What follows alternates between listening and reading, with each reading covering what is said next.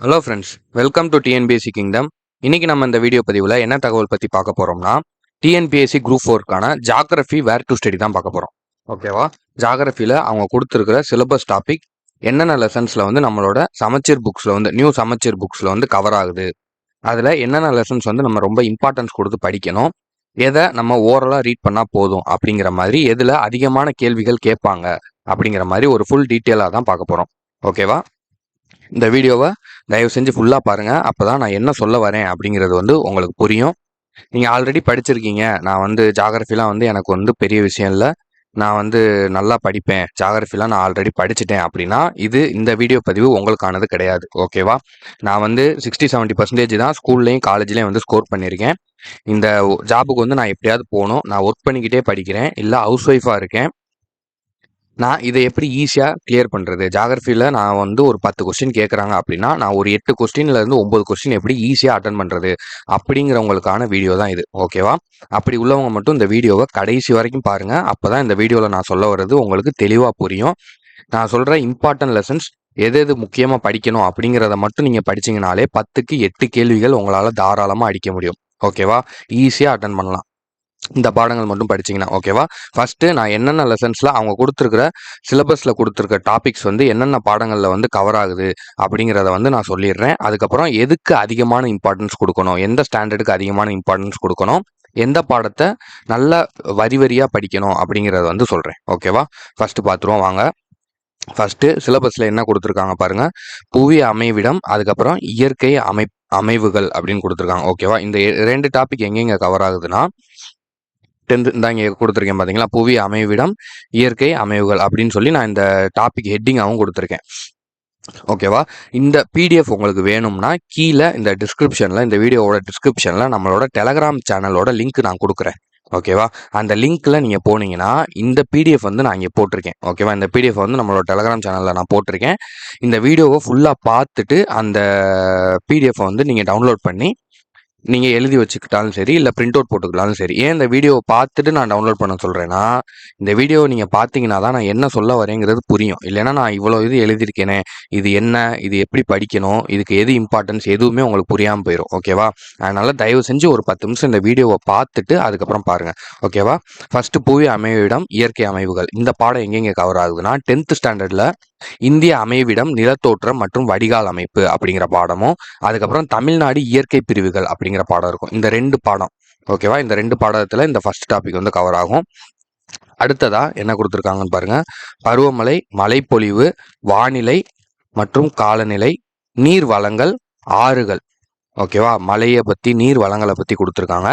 இந்த டாபிக் என்னென்ன பாடங்களில் கவர் ஆகும்னா 10th ஸ்டாண்டர்ட் தான் செகண்டில் கொடுத்துருக்கேன்னா 10th ஸ்டாண்டர்டில் இந்தியா காலநிலை மற்றும் இயற்கை தாவரங்கள், அதுக்கப்புறம் இந்தியா அமைவிடம் நிலத்தோற்றம் மற்றும் வடிகால் அமைப்பு, அப்புறம் தமிழ்நாடு இயற்கை பிரிவுகள், அப்புறம் தமிழ்நாடு மானுட புவியியல். இது வந்து 10th ஸ்டாண்டர்டில். ஓகேவா? இந்த 4 பாடம்.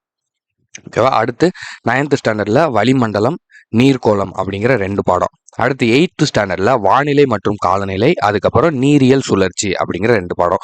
ஓகேவா? இப்போ உங்களுக்கு ஒரு டவுட் வரலாம், 10th இங்கேயே நம்ம இந்திய அமைவிடம் நிலத்தோற்றம் மற்றும் வடிகால் அமைப்பு படிச்சிட்டோம், திரும்ப இங்கேயும் கவர் ஆகுது அப்படின்னு கேட்டிங்கன்னா, அவங்க கொடுத்துருக்கிற சிலபஸில் ஒரு சில லெசன்ஸ் வந்து திரும்ப திரும்ப கவர் ஆகும். நம்ம ஆல்ரெடி பார்த்த ஹிஸ்ட்ரி வேர் டு ஸ்டடிலையும் பாலிட்டி வேர் டு ஸ்டடிலையுமே இதை நம்ம பார்த்தோம்.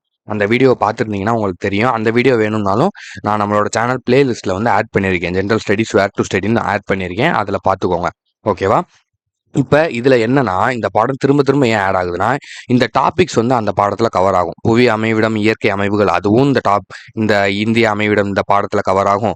பருவமழை, மழைப்பொழிவு, வானிலை, காலநிலை, நீர் வளங்கள் இதுவும் வந்து இதில் கவர் ஆகும். ஓகேவா? அதனால் நீங்கள் இங்கே படிச்சிட்டிங்கன்னா ஒன்றும் ப்ராப்ளம் இல்லை. இந்த டாபிக் நீங்கள் எடுத்து படிக்கும்போது இதை திரும்ப ஒருக்க ரிவைஸ் பண்ணிக்கோங்க. நீங்கள் திரும்ப திரும்ப ரிவைஸ் பண்ணுறது உங்களுக்கு தான் நல்லது. ஓகேவா? இது இம்பார்ட்டண்டான பாடங்கிறனால தான் திரும்ப திரும்ப ரிப்பீட்டடாக கவர் ஆகுது.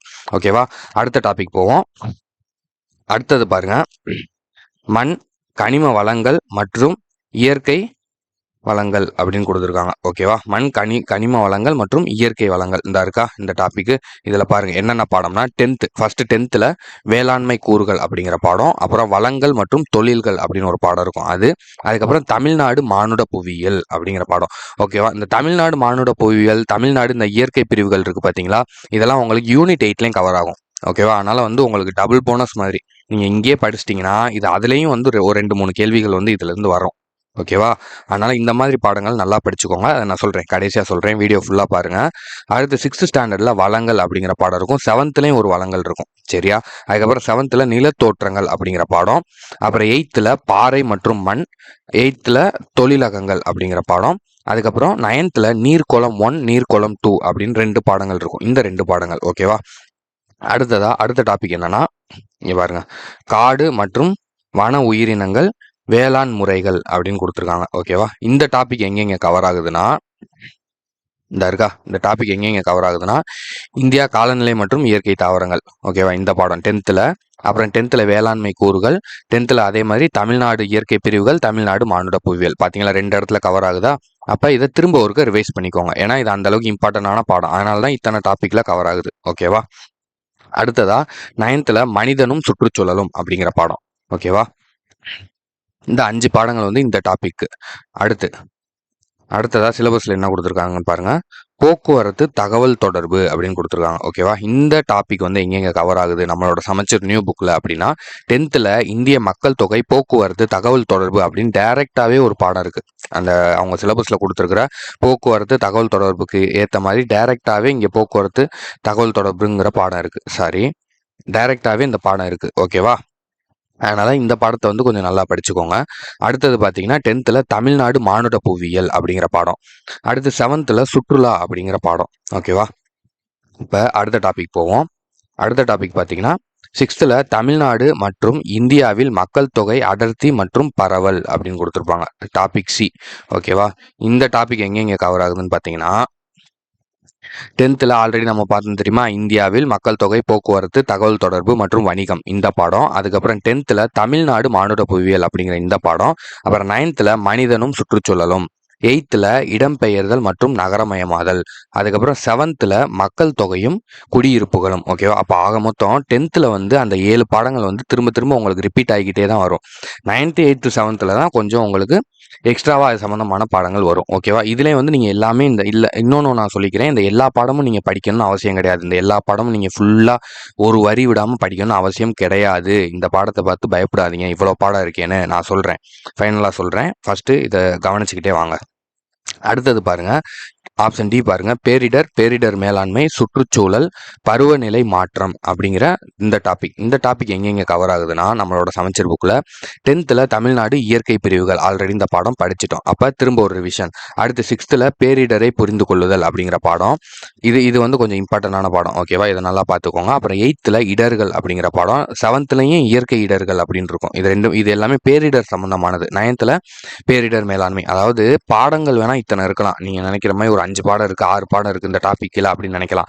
ஆனா இந்த 6 பாடமே ஒரே மைய கருத்தை, ஒரே பேஸை கவர் பண்ற மாதிரி தான் இருக்கும். ஓகேவா? இதை பொறுத்த வரைக்கும் எல்லாமே பேரிடர் தான். அதாவது சுனாமி எப்படி வருது, நிலநடுக்கம் ஏன் வருது, அது வந்துச்சுன்னா நம்ம எப்படி வந்து அதை வந்து பாதுகாக்கல இருந்து எப்படி நம்ம வந்து தப்பிச்சுக்கறலாம். ஓகேவா? இந்த மாதிரி சம்பந்தமா தான் எல்லா பாடமுமே கொடுத்துருப்பாங்க. இந்த 5 பாடமுமே. அப்படிங்கிறபோது இது 5மே வந்து உங்களுக்கு படிக்கிற கஷ்டமாலாம் இருக்காது. நீங்கள் 10த்தை படிச்சிட்டிங்கனாலே இது எல்லாமே வந்து உங்களுக்கு வந்து ரொம்ப ஈஸியாக இருக்கும். ஓகேவா? இப்போ நம்ம எதுக்கு அதிகமான ஃபோக்கஸ் கொடுக்கணும்னு பார்க்கலாம். 10th நான் already polity, history, where to study போடும்போதே சொல்லியிருக்கேன். ஹிஸ்ட்ரிக்கு வந்து 6th to 9th ரொம்ப ரொம்ப இம்பார்ட்டன்ட். அதுக்கப்புறம் தான் அடுத்த ஸ்டாண்டர்ட்.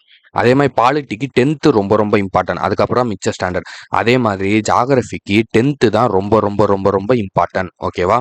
நீங்கள் 10th ஸ்டாண்டர்டை தான் ஃபஸ்ட்டு படிக்கணும். ஓகேவா? இதுதான் ரொம்ப அதனால தான் நான் எல்லா டாப்பிக்லையும் 10th ஸ்டாண்டர்டை ஃபஸ்ட்டு கொடுத்துருப்பேன். நல்லா பாருங்கள், இங்கே பாருங்கள். 10th ஸ்டாண்டர்ட் தான் நான் ஃபஸ்ட்டு கொடுத்துருப்பேன். ஏன்னா நீங்கள் 10th ஸ்டாண்டர்ட் படிச்சிட்டிங்கனாலே அது கீழே உள்ள லோயர் ஸ்டாண்டர்ட்லாம் வந்து உங்களுக்கு அதை பேஸ் பண்ணி தான் அதை வந்து கவர் பண்ணி தான் வரும். அதனால் அது வந்து உங்களுக்கு பெரிய கஷ்டமாகவே தெரியாது. 10th ஒரு 7 பாடங்கள் இருக்குது. லெசன் 1 to 7 7 பாடங்கள் இருக்குது. ஓகேவா? அந்த 7 பாடங்கள் தான் ரொம்ப முக்கியம். அதை தான் நான் இங்கே வந்து டாபிக் வைஸாக வந்து பிரித்து கொடுத்துருக்கேன். ஓகேவா? நீங்கள் எந்த டாபிக் ஃபஸ்ட்டு இந்த டாபிக் படிக்கிறீங்கன்னா இந்த 10th 2 பாடத்தை நல்லா தரோவாக படிச்சுக்கோங்க. ஓகேவா? செகண்ட் டாபிக் எடுக்கிறீங்கன்னா 10th உள்ள இந்த 4 பாடத்தை நல்லா தரோவாக படிச்சுக்கோங்க. ஆல்ரெடி 2 பாடம் இங்கே படிச்சிட்டிங்க. ஓகேவா? அதே தான் இங்கே ரிப்பீட் ஆகுது. அப்போ 2 பாடம் தான் எக்ஸ்ட்ராவாக நீங்கள் படிக்க போகிறீங்க. காலநிலையும் மானுட புவியியல் தான் எக்ஸ்ட்ரா படிக்க போறீங்க. மற்றபடி இந்த வளிமண்டலம், நீர்க்கோளம், வானிலை மற்றும் காலநிலை, நீரியல் சுழற்சி இதெல்லாம் வந்து நீங்க மனப்பாடம் பண்ணி வரி வரியா படிக்கணும்னு அவசியம் கிடையாது. ஓகேவா? என்ன சொல்லியிருக்காங்கன்னு ஒரு வாட்டி ரீட் பண்ணிக்கோங்க. பாக்ஸ் டாபிக்கும் புக் பேக்கும் மட்டும் பார்த்துக்கோங்க. அவ்வளோதான், வேற எதுவுமே தேவையில்ல. இதே மாதிரி தான் எல்லா டாபிக்ஸுக்கும் இதை தான் நீங்கள் ஃபாலோ பண்ணணும். இதே மாதிரி தான் இந்த தேர்ட் டாபிக்ஸுக்கும் இதே மாதிரி 10th ஸ்டாண்டர்டில் உள்ள இந்த 3 பாடங்களை நல்லா படிச்சுக்கோங்க. 6th 7th 8th 9th இந்த பாடங்கள்லாம் வந்து ஒரு ரீட் பண்ணிட்டு என்ன சொல்லியிருக்காங்க அப்படிங்கிறத மட்டும் தெரிஞ்சுக்கிட்டு புக் பேக்கும் பாக்ஸ் டாப்பிக்கும் மட்டும் பார்த்துக்கிட்டால் போதும். ஓகேவா? அதே மாதிரி தான் எல்லா டாப்பிக்கும் 4th டாப்பிக்லையும் சரி, இந்த 5th டாப்பிக்லையும் சரி, எல்லாத்துலேயுமே 10th ஸ்டாண்டர்ட் தான் ரொம்ப முக்கியம். 10th மட்டும் நல்லா படிச்சுக்கோங்க, அதான் பேஸ். நீங்கள் அதை படிச்சிட்டிங்கனாலே போதும். மிச்சம் இது எல்லாமே 9th 8th 7th இது எல்லாமே 10th இதில் இருக்கிற 80% இந்த 10th பாடத்தில் இருக்கிற 80% சிலபஸ் வந்து இங்கே கவர் ஆயிரும். ஓகேவா? மிச்சம் 20% பாயிண்ட்ஸ் இல்லை ஒரு 15% பாயிண்ட்ஸ் தான் வந்து உங்களுக்கு எக்ஸ்ட்ராவாக இருக்கும். ஓகேவா? இந்த பாடங்களில் 6th to 9th வரைக்கும் உள்ள பாடங்களில் 20 to 50% பாயிண்ட்ஸ் தான் வந்து உங்களுக்கு எக்ஸ்ட்ராவாக இருக்கும். அது வந்து நீங்கள் ஒரு ரீட் பண்ணிங்கனாலே உங்களுக்கு என்னங்கிறது புரிஞ்சிடும். ஏன்னா 10th நீங்கள் படிச்சிட்டிங்க. இந்த 6th to 9thலாம் வந்து ஒரு பாடமா யோசிச்சு பாருங்க. நான் முன்னாடி வீடியோலேயே சொல்லியிருக்கேன். 6th to 9th வந்து நீங்கள் வந்து பாடங்களாகவே நீங்கள் கருதக்கூடாது. ஓகேவா? அதெல்லாம் வந்து நீங்கள் கஷ்டம்னே நினைக்கக்கூடாது. ஏன்னா நம்ம இது வரைக்கும் டிகிரி ஸ்டாண்டர்ட் அட்லீஸ்ட் நம்ம வந்து ஒரு டிகிரினாலும் முடிச்சுட்டு தான் நம்ம இப்போ எக்ஸாமுக்கு வந்திருக்கோம். சரியா? 12th முடிக்காதவங்க கிடையாது. அப்படிங்கிறபோது நம்மளுக்கு 6th to 9thலாம் வந்து பெரிய கஷ்டம் நம்ம நினைக்கவே கூடாது. 10th to 12th கூட ஒரு 2-3 பக்கம் அதிகமாக இருக்கே அப்படின்னு வந்து நீங்கள் யோசிக்கலாமே தவிர 6th to 9thலாம் வந்து நீங்கள் வந்து கஷ்டம்னே நினைக்காதீங்க. ஒரு ஜாலியாக கதை படிக்கிற மாதிரி என்ன இருக்குது அப்படிங்கிற நீங்கள் உங்கள் மைண்ட் செட்டை வந்து அந்த மாதிரி உருவாக்குங்க. நீங்கள் அப்போனா தான் வந்து நீங்கள் வந்து ஈஸியாக அந்த போர்ஷன்ஸ்லாம் வந்து கிளியர் பண்ணி நீங்கள் ஈஸியாக எக்ஸாம் அடிக்க முடியும். நீங்கள் எல்லா பாடமுமே வந்து கஷ்டம்னு நினச்சிங்கன்னா நீங்கள் வந்து இவ்வளோ இது வந்து நீங்கள் உங்களால் வந்து கிளியர் பண்ண முடியாது. நம்ம எது இம்பார்ட்டனோ அதை தான் ஃபஸ்ட்டு ஃபோக்கஸ் கொடுக்கணும். ஓகேவா? 10th தான் வந்து இந்த ஜாகிரஃபியை பொறுத்த வரைக்கும் உங்களுக்கு ரொம்ப ரொம்ப ரொம்ப ரொம்ப இம்பார்ட்டன்ட். நீங்கள் ஒவ்வொரு இந்த மாதிரி டாபிக் வைஸாக வந்து ப்ரிப்பேர் பண்ணுங்கள். சிலபஸில் உள்ள டாபிக் வைஸாக ஜிஎஸ் வந்து ப்ரிப்பேர் பண்ணுங்கள். பெரிய பெரிய டாப் ரேங்க் எடுத்தவங்க, ஃபஸ்ட் ரேங்க் எடுத்தவங்க போன வாட்டி குரூப் 4ஓட கட் ஆஃப் வந்து 2022 எக்ஸாமில் நடந்த குரூப் 4 கட் ஆஃப் வந்து 187 தான் ஃபஸ்ட் மார்க். ஓகேவா? அந்த ஃபஸ்ட் மார்க் அடித்தவரே வந்து சிலபஸ் வைஸாக தான் ப்ரிப்பேர் பண்ணியிருக்காரு ஜிஎஸை பொறுத்த வரைக்கும். ஓகேவா? அதனால் சிலபஸ் வைஸாக நீங்கள் ப்ரிப்பேர் பண்ணுங்கள். உங்களுக்கு எந்த மிஸ்டேக்குமே வராது. நீங்கள் ஈஸியாக வந்து கிளியர் பண்ணவும் செய்யலாம். ஓகேவா? 10th வந்து ஏன் இம்பார்ட்டன்ட் சொல்கிறேன்னா, இப்போ உங்களுக்கு வந்து ஒரு 10 கொஸ்டின் வருதுன்னு வச்சுக்கோங்களேன் ஜாகிரஃபில இருந்து. இந்த 10 கொஸ்டினில் 8 கொஸ்டின் வந்து உங்களுக்கு 10th ஸ்டாண்டர்ட்லேருந்து வந்துடும். ஓகேவா? மிச்சம் ஒரு 2 கொஸ்டின் தான் 6th to 9th போகும். ஓகேவா? அதனால தான் நான் என்ன 11th 12th தேவையே இல்லை. பாலிட்டியை பொறுத்த வரைக்கும் ஜாகிரஃபியை பொறுத்த வரைக்கும் 11th 12th வந்து உங்களுக்கு தேவையில்லை. ஓகேவா? அதை நீங்கள் படிக்க வேணாம். 10th நல்லா படிங்க. 6th to 9th வந்து ஒரு ரீட் மட்டும் பண்ணிக்கோங்க. என்ன இருக்குது அப்படிங்கிற மாதிரி சும்மா ஒரு ரீட் மட்டும் பண்ணிக்கோங்க. ரீட் பண்ணிவிட்டு 10th வந்து திரும்ப திரும்ப திரும்ப ரிவைஸ் பண்ணிக்கோங்க. கண்டிப்பாக நீங்கள் இந்த 8 கொஷின் வந்து கண்டிப்பாக அடிச்சிருவீங்க. 10thலேருந்து வர 8 கொஷின் கண்டிப்பாக அடிச்சிருவீங்க. லாஸ்ட் டைம் குரூப் 4ல் வந்து 9 கொஷின் கேட்டிருக்காங்க. அதில் 7 கொஸ்டின் வந்து 10thலேருந்து மட்டும் வந்துருந்துச்சு. மிச்சம் 2 கொஸ்டின் தான் 7th ஒரு கொஷின், அதுக்கப்புறம் 6th ஒரு கொஷின் வந்துருந்துச்சு. ஓகேவா? அப்போ நம்ம இந்த மேஜர் மார்க்கை வந்து ஸ்ட்ராங் பண்ண பாருங்கள். அதிகமான மார்க்கை வந்து முதல்ல ஸ்ட்ராங் பண்ண பாருங்கள். நீங்கள் வந்து சும்மா இந்த 1 மார்க் 2 மார்க் உள்ள பாடத்தெல்லாம் நீங்கள் விழுந்து படிச்சுக்கிட்டு இருந்தீங்கன்னா உங்களுக்கு தான் டைமும் வேஸ்ட்டு, மார்க்கும் வேஸ்ட்டு. ஓகேவா? நீங்கள் இந்த 8 மார்க் எடுக்கிற நாலேஜை வச்சு 10th நீங்கள் படிக்கிற இந்த ஸ்டாண்டர்ட் புக்ஸோட இந்த லெசன்ஸோட நாலேஜை வச்சு இந்த 2 கொஸ்டினில் அட்லீஸ்ட் ஒரு கொஸ்டின்னாலும் போட்டுருவீங்க. ஓகேவா? அப்படி பார்த்தீங்கன்னா நல்லா பாருங்கள். 10th இருந்து கேட்குற இந்த 8 கேள்வியை அடிச்சுட்டு பேலன்ஸ் இருக்கிற இந்த 2 கொஸ்டினில் நீங்கள் ஒரு கொஸ்டின் போட்டால் கூட போதும். அப்போனா 8 + 1 உங்களுக்கு 9 கொஸ்டின் வந்து உங்கள் கையில் வந்துடும் 10க்கு. ஓகேவா? நம்ம 10க்கு 10 எடுத்து ஜாகிரஃபியில் நம்ம என்ன ப்ரொஃபஸர் ஆக போகிறோம்? நம்மளுக்கு தேவை கட் ஆஃப் மார்க்கு, நம்மளுக்கு தேவை ஒரு போஸ்டிங், அவ்வளோதான். சரியா? அந்த மைண்ட் செட்டோட பாருங்கள். எதில் வந்து நம்மளுக்கு ஸ்கோரிங் ஏரியா, எதில் நம்ம அடித்தோம்னா அதிகமான மார்க் கிடைக்கும்னு பார்த்து படிங்க. ஓகேவா? அதுதான் ஸ்மார்ட் ஒர்க். சரியா? ஷார்ட்கட்டாக படிக்கிறது, நான் எப்படி ஒரு பாடம் படிச்சுட்டு 10 கேள்வி அடிக்கிறது, அது வந்து ஷார்ட்கட் கிடையாது. எந்த ஏரியாவில் அதிகமான கேள்விகள் வருது அதை எப்படி நம்ம முடிச்சுட்டு அதுலேருந்து எப்படி கேட்குற 10 கொஸ்டினில் 8 கொஸ்டின் வந்து நம்ம எப்படி அடிக்கிறது அப்படின்னு பார்த்து படிக்கிறது தான் ஷார்ட்கட். ஓகேவா? அதுதான் ஸ்மார்ட் ஒர்க். ஓகேவா? அதனால தான் இந்த மாதிரி சிலபஸ் வைஸாக நான் உங்களை வந்து ப்ரிப்பேர் பண்ணுறேன் சொல்கிறேன். ஓகேவா? இந்த மாதிரி ஜிஎஸ்லையும் சரி, ஜிஎஸ்ல தமிழில் ஆல்ரெடி நம்ம வேர் டு ஸ்டடி போட்டிருக்கோம். என்ன படிக்கணும், எப்படி படிக்கணும், எந்த ஸ்டாண்டர்ட் இம்பார்ட்டன்ட். போன குரூப் 4ல் அதுக்கு முன்னாடி உள்ள குரூப் 4லலாம் எந்த ஸ்டாண்டர்ட்லேருந்து அதிகமான கேள்விகள் கேட்டிருக்காங்க, எந்த ஸ்டாண்டர்ட்லேருந்து அதிகமான கேள்விகள் வருது, எது கம்மியான கேள்விகள் வருதுன்னு எல்லாமே டீட்டெயிலாக நான் எக்ஸ்பிளைன் பண்ணி தமிழுக்கு வீடியோ போட்டிருக்கேன். அதுவும் நம்ம சேனலில் இருக்குது, பார்த்துக்கோங்க. இந்த குரூப் 4 நான் கண்டிப்பாக வேலை வாங்கணும். நான் வந்து கொஞ்சம் ஒரு ஆவரேஜ் ஸ்டூடெண்ட் தான். வேலைக்கு போயிட்டு வந்துட்டே படிக்கிறேன். நான் வந்து ஹவுஸ் ஒய்ஃபாக இருக்கேன்.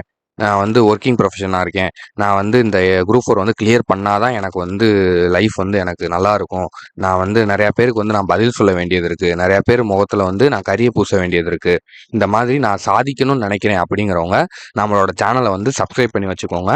உங்களுக்கான எல்லா ஹெல்ப்ஃபுல்லான வீடியோஸும் உங்களுக்கு வந்துக்கிட்டே இருக்கும். ஓகேவா? இந்த மாதிரி எப்படி நீங்கள் ஈஸியாக கிளியர் பண்ணலாம், எதில் அதிகமான மார்க்ஸ் வந்து கிடைக்குது, எதை வந்து நீங்கள் ஃபஸ்ட்டு ப்ரிப்பேர் பண்ணணும், எதை லாஸ்ட்டாக ப்ரிப்பேர் பண்ணணும் அப்படிங்கிற மாதிரி எல்லா டவுட்ஸுக்குமான கிளாரிஃபிகேஷன் வீடியோஸ் வந்து உங்களுக்கு வந்துக்கிட்டே இருக்கும். ஓகேவா? நம்மளோட சேனலை சப்ஸ்கிரைப் பண்ணி லைக் பண்ணிக்கோங்க. இந்த வீடியோ பிடிச்சிருந்தா உங்களோட ஃப்ரெண்ட்ஸுக்கும் வந்து ஷேர் பண்ணுங்கள். மேக்ஸ் சம்மந்தமான டாபிக்ஸும் மேக்ஸ் சம்மந்தமான வீடியோஸும் ரெடி ஆகிக்கிட்டு இருக்கு. அதுவும் கூடிய சீக்கிரமே வந்து வந்துடும். ஓகேவா? மேக்ஸ்லலாம் 23+ வந்து நீங்கள் கன்ஃபார்மாக எடுக்கலாம். சரியா? எனக்கு வராது, எனக்கு நம்பர் தெரியாது, மல்டிப்ளிகேஷன் தெரியாது, டிவிஷன் இதெல்லாம் எதுவுமே கவலைப்படாதீங்க. எல்லாமே சொல்லிக் கொடுத்து உங்களை 23+ அடிக்க வைக்க வேண்டியது எங்களோட பொறுப்பு. ஓகேவா? ஈஸியாக அடிக்கலாம். மேக்ஸ்லாம் வந்து ரொம்ப ரொம்ப ரொம்ப ரொம்ப ஈஸி. ஓகேவா? மேக்ஸ்லாம் டஃப்னு நினைக்காதீங்க. மேக்ஸ் தான் வந்து ஈஸியாக ஸ்கோரிங் பண்ணுற ஏரியா. ஓகேவா? இதோட இந்த வீடியோ வந்து நம்ம இன்னைக்கு முடிச்சுக்கலாம். அடுத்து நம்ம வந்து இன்னும் எக்கனாமிக்ஸுக்கும் யூனிட் 8 யூனிட் 9க்கும் வந்து வீடியோ போட வேண்டியது இருக்குது. ஐஎன்எம்முக்கும் வந்து வேர் டு ஸ்டடி போட வேண்டியது இருக்குது. மேக்ஸிமம் நாளைக்கு வந்து இது எல்லா வீடியோவுமே வந்து அப்லோட் ஆயிரும். ஓகேவா? இதுக்கு முன்னாடி உள்ள ஹிஸ்ட்ரி பாலிட்டிக்கான வேர் டு ஸ்டடி வேணும்னா நம்மளோட பிளேலிஸ்ட்டில் ஆட் பண்ணியிருக்கேன். அதையும் போய் செக் பண்ணி பார்த்துக்கோங்க. மீண்டும் அடுத்த ஒரு தகவலோடு சந்திக்கலாம். நன்றி, வணக்கம்.